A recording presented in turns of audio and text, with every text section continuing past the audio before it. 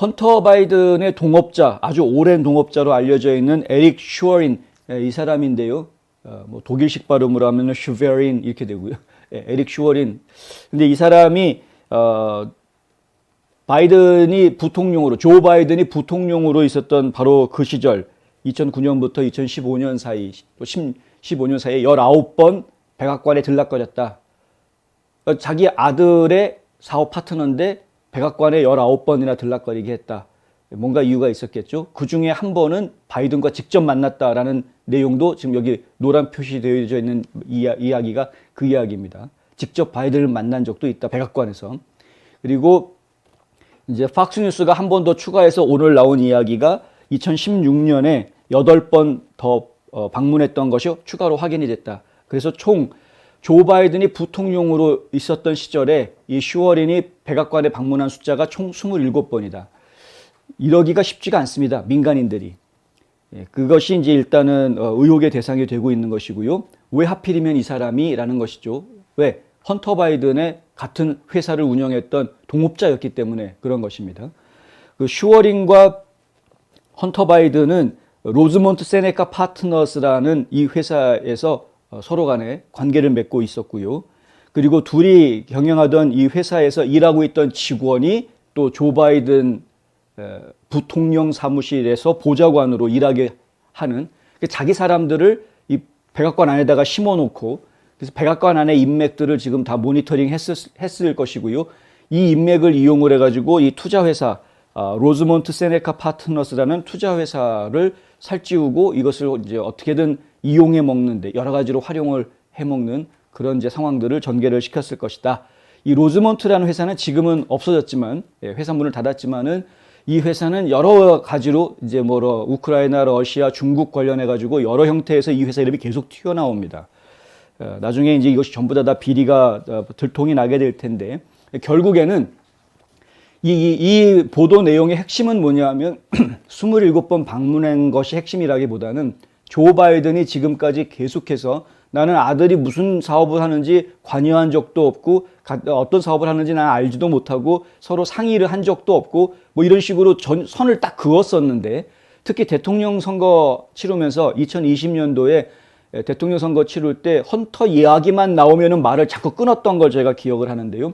그때부터 시작해서 분명하게 자기는 아들하고는 사업상 아무런 관계가 없는 것으로 계속 딱 잘라서 이야기를 해왔는데 시간이 지나면 지날수록 계속해서 드러나고 있는 것이죠. 그러니까 이번에 슈어린이 백악관에 27번이나 들락거렸다라는 이야기는 그리고 그 중에 한 번은 직접 조 바이든을 만났다라는 이야기 그리고 슈어린과 헌터는 로즈몬트라는 투자회사를 같이 운영을 했었다. 이런 이야기는 결국에는 조 바이든도 부통령 시절부터 이미 그러니까 부통령 시절이라는 건 벌써 10년 전부터 이미 다 알고 있었다라는 이야기입니다. 무슨 사업을 하고 있었는지 그리고 무슨 얘기들이 오고 가고 있는지 더군다나 슈어린이 백악관에 가서 만난 사람들이 누구냐? 부통령 비서실장 만납니다.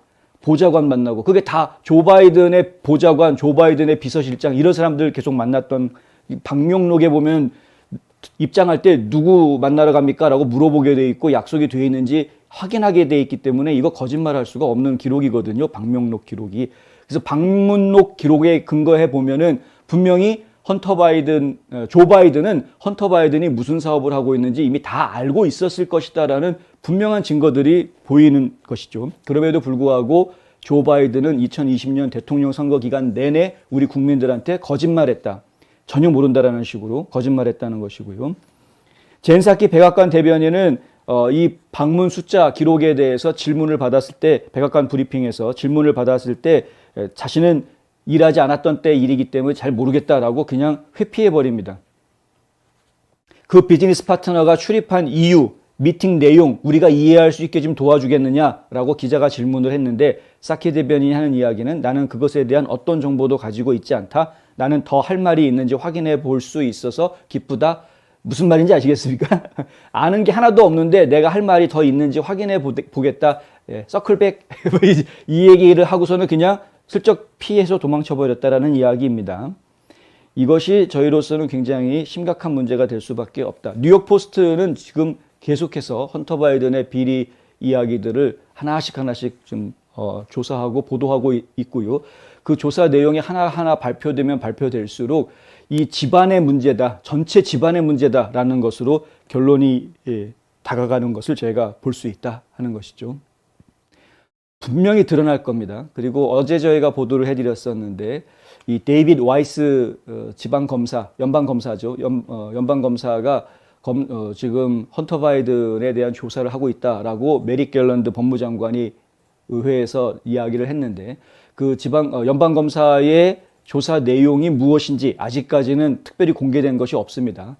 그래서 그 조사가 어떻게 진행이 되고 있고 그 조사 내용이 어떠한 것인지 저희로서는 굉장히 큰 관심을 가질 수밖에 없고, 그리고 이러한 모든 내용들은 지금 당장은 헌터 바이든을 감옥에 보내는 거로 연결시킬 수 없다고 할지언정, 하지만 계속해서 이러한 자료들이 찾아져야 되고 자료가 쌓여야 하는 이유는 올해 중간선거에서 공화당이 다수당이 되면 내년에는 정식으로 헌터 바이든을 증언대에 세우고 기소할 수 있는 기회가 만들어질 수 있기 때문에 그렇습니다. 의회에서 공화당이 다수당이 되면 하원에서 헌터 바이든을 집중 공격하는 조사위원회를 조직을 하겠다라고 이미 선포를 해놓은 상황이기 때문에 그렇죠.